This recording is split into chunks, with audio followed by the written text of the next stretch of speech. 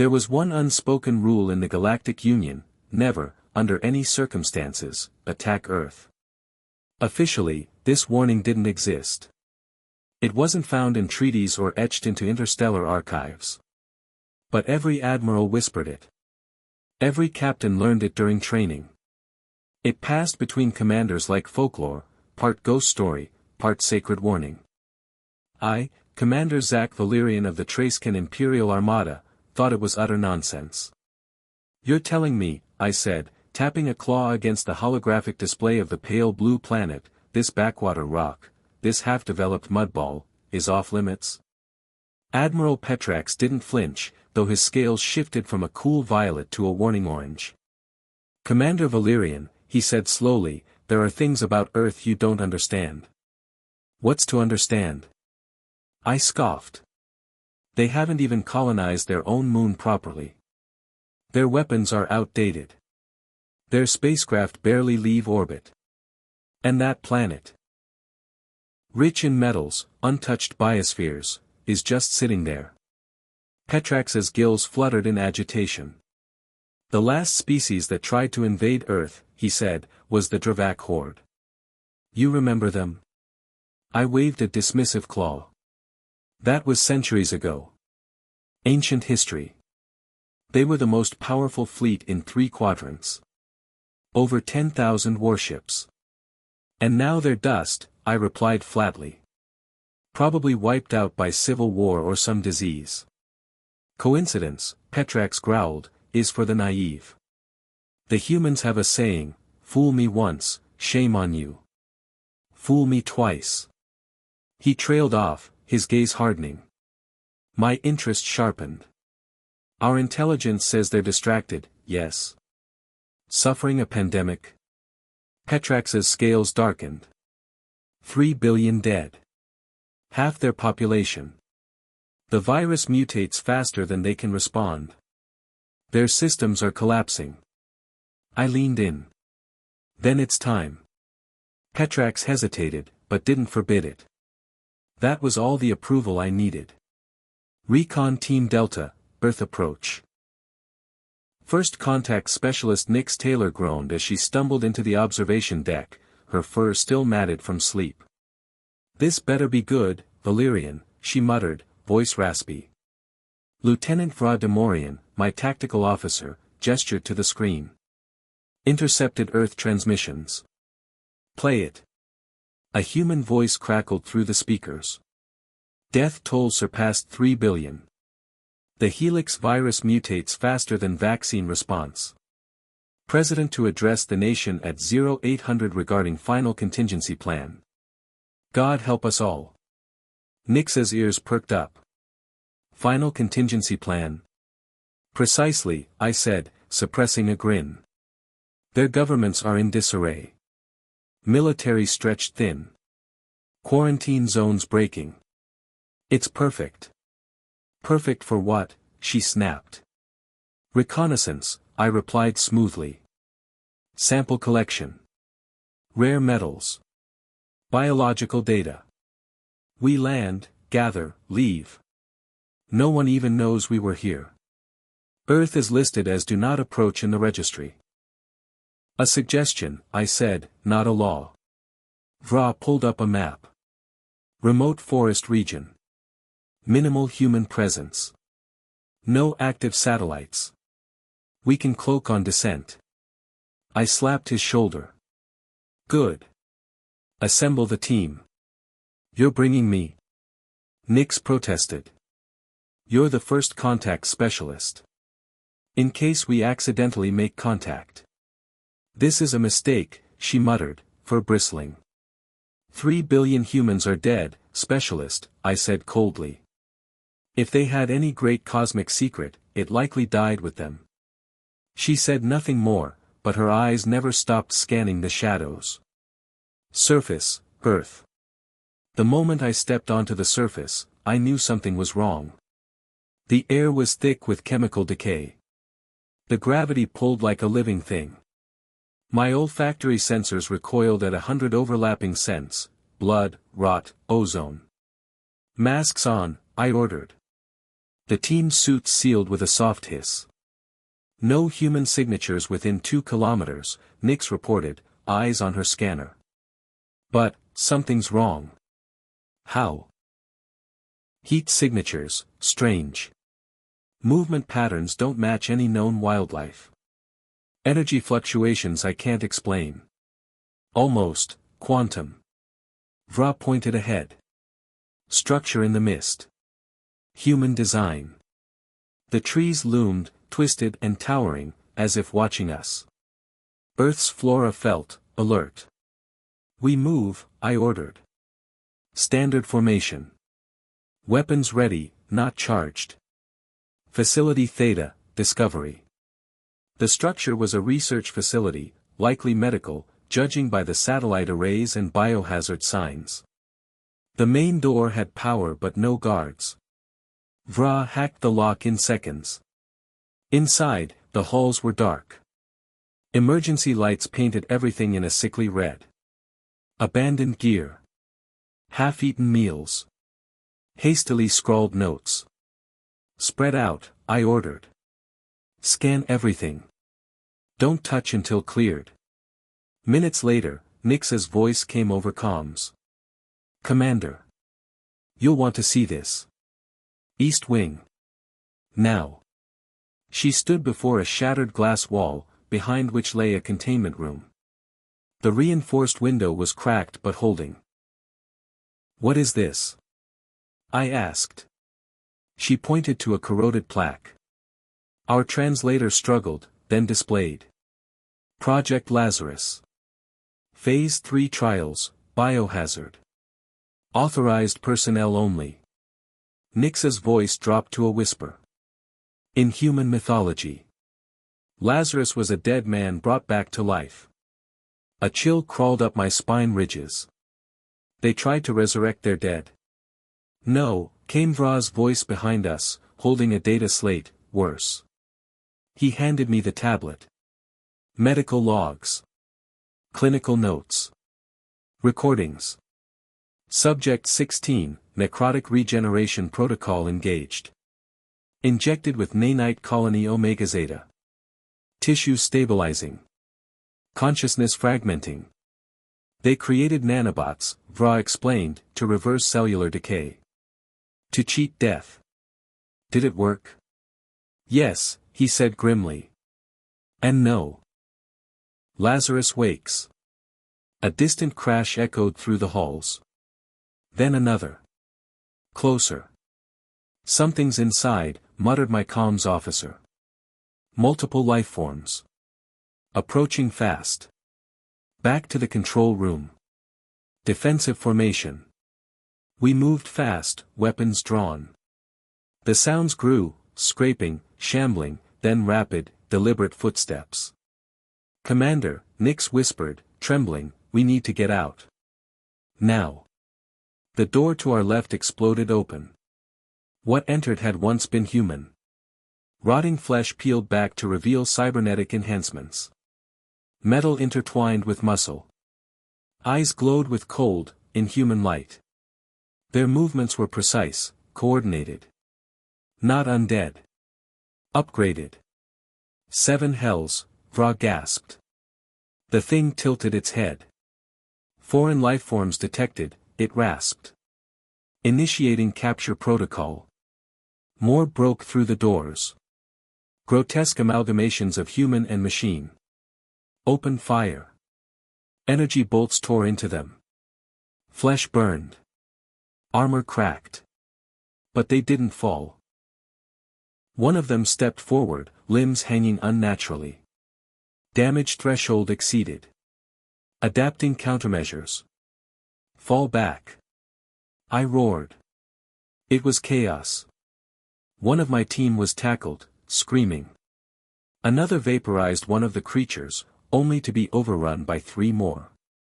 Vra decapitated one, but the body kept moving, guided by something else.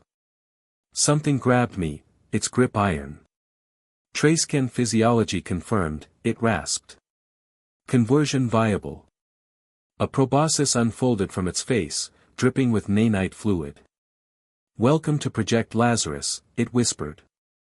"Your biological and technological distinctiveness will be added to our own."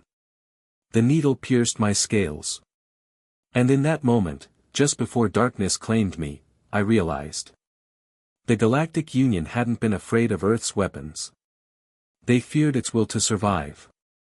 They hadn't built monsters to fight their enemies. They had become the monsters. And now, we would too. Transmission logged, unknown frequency. Source, Earth Outpost, 7, Black Level Channel. Survivor Command, this is Dr. Maya Jones. Alien contact confirmed. 6 subjects captured. Conversion successful. Project Lazarus, Phase 4 is a go. Counterattack ready to launch. The last thing I saw was Nyx being dragged away, screaming. And behind her, Dr. Jones was smiling. After 3 billion dead, we are finally ready to take the fight to the stars. May God forgive us for what we've become. The voice of the human doctor crackled through some primitive comms device. Her words were the last I heard before darkness claimed me. I wasn't dying. I was becoming. Passenger in my own flesh. Conversion isn't death. It's worse. Imagine watching your body move without your command. Imagine screaming with a mouth that no longer obeys you. Imagine technology threading through your nerves, your brain, your soul, not killing you, but rewriting what it means to be you. I was fully aware through the entire process. Subject displays high neural resistance, said Dr. Maya Jones, her face shimmering through the haze of my fading awareness. Increased nanite saturation by 30%. Fire raced through every cell. I tried to scream. I couldn't. My vocal cords no longer belonged to me. Fascinating, another voice muttered. Tracekin neural redundancy makes him an ideal tactical unit. And the furry one? Jones asked. Nyx. My first officer. Perfect for infiltration, the other replied. Her natural camouflage abilities are being enhanced at the molecular level. She'll be able to shapeshift. And the lieutenant? Excellent memory retention. Field commander potential. The words barely reached me. But the meaning was crystal clear. They weren't just defending Earth. They were building an army. And we were the first of a new breed. Awakening the weapon. Consciousness returned in fragments. Diagnostics. Neural synchronization. Weapons calibration. I was no longer Commander Zach Valerian of the Tracekin Empire. I was Unit ZV-1. Strategic Command. And I wasn't alone. Neural linkage established. Welcome to the collective, Commander. The voice came from nowhere, and everywhere. I opened my eyes. My vision adjusted instantly, sharper than any biological retina. Before me stretched a chamber of horror and awe, thousands of conversion tables. Some held humans. Many did not. You were unconscious for 29 days. Your species' neural complexity posed challenges. A woman stepped into view, or what remained of one. Director Samantha Reed. Her human features were interlaced with gleaming tech beneath transparent skin. Her eyes glowed the same eerie blue as the monstrosities we had once fought. The Helix virus devastated us, she said, gesturing to the sea of half-assembled bodies. But it was also a gift. We walked through what I could only describe as an evolutionary crucible. Pods, wires, mechanical limbs merging with alien DNA. A war machine grown like a forest. Your ship wasn't the first to come to Earth, she continued. You were just the first we let survive. I froze. 17 reconnaissance missions over the past 3 centuries. Every one harvested for tech, DNA, and tactical data. We learned. We adapted. We waited. A vast display lit up, star maps, invasion routes, dossiers of alien species. And something else, a galactic dossier. The warning. Do not approach Earth.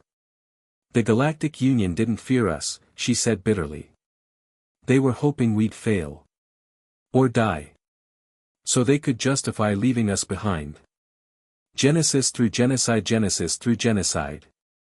3 billion died, she continued, eyes blazing.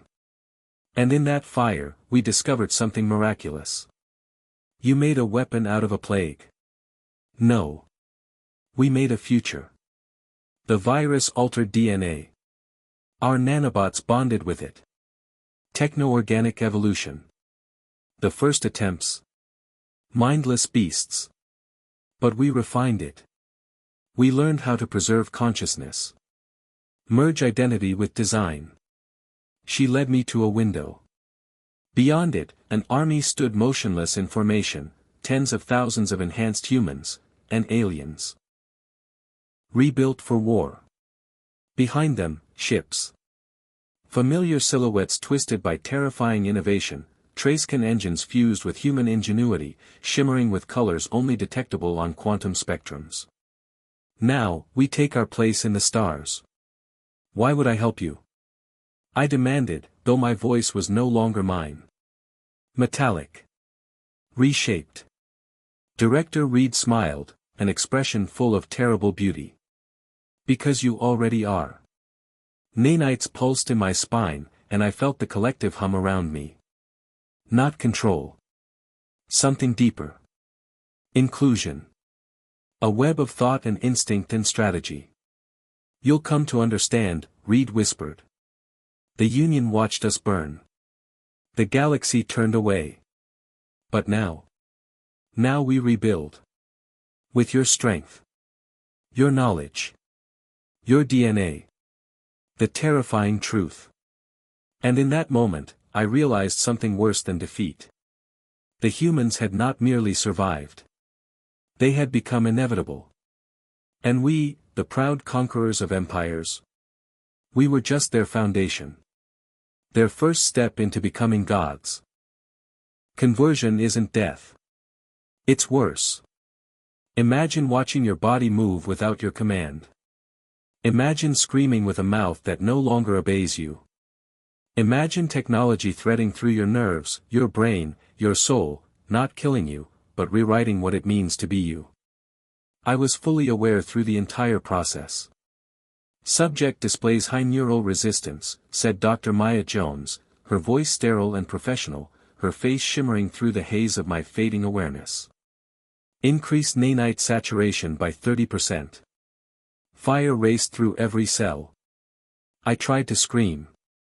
I couldn't. My vocal cords no longer belonged to me.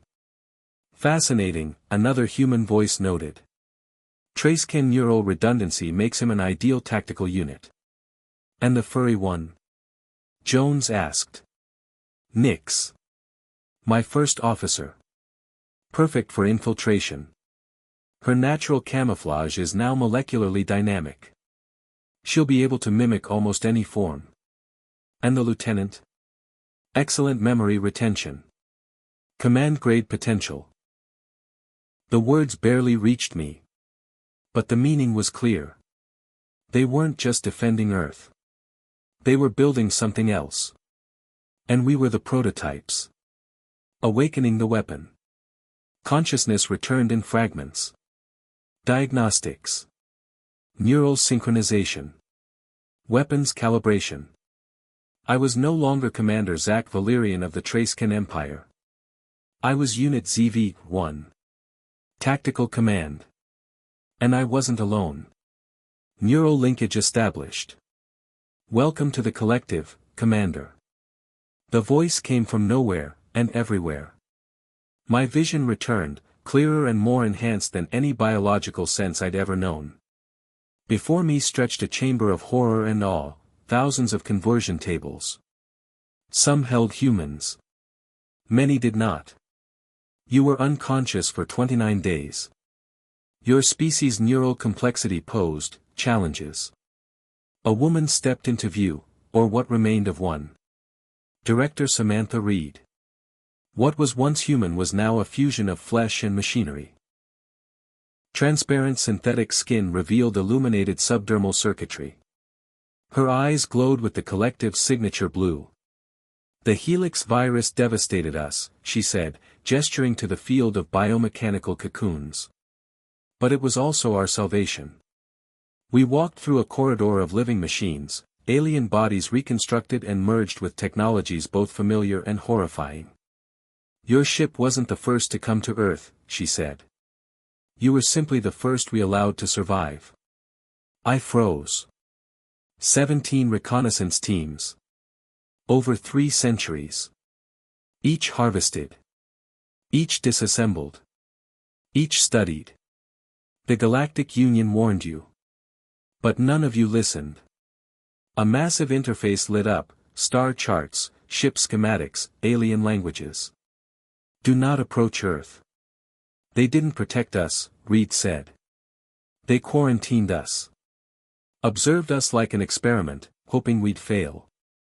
Hoping we'd die quietly. Genesis through genocide. 3 billion dead, she whispered. And in that crucible, we found transcendence.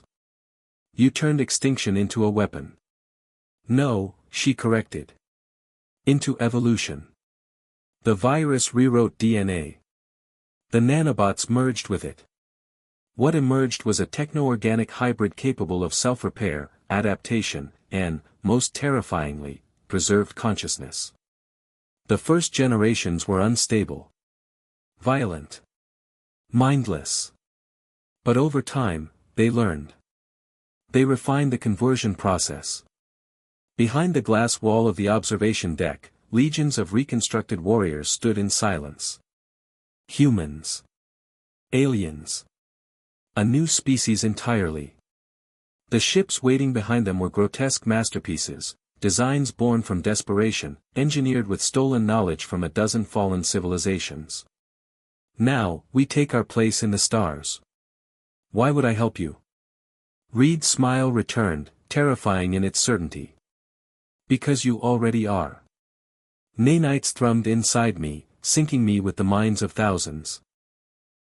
Thoughts not my own flooded in, tactical analysis, neural commands, emotional dampeners. The collective didn't just control me, it completed me. You'll understand soon, Reed said. They left us to die. Now we decide who lives. The inevitable tide. And in that moment, I realized the terrible truth. The humans hadn't unleashed monsters. They had become them. And now, so had we.